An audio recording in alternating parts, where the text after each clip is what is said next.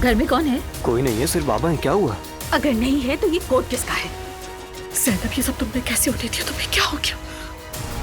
खैरियत इतनी सुबह सुबह कैसे है? लेकिन तुम्हें अंदाजा है कि क्या वक्त हो रहा है अभी? मैंने कहा भी था लेकिन इन्होंने सुना ही नहीं। बस चलो तुम्हारे बाबा के पास जाना है, यही कहती रही। शायद तुम्हारे साथ कोई मेहमान है, बाद में कभी आ जाएंगे।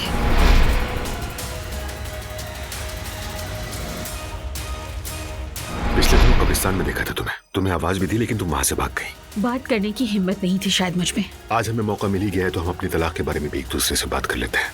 उमर रुक जाओ, बच्चा सामने बैठा है। मैं तलाक लेना नहीं चाहती।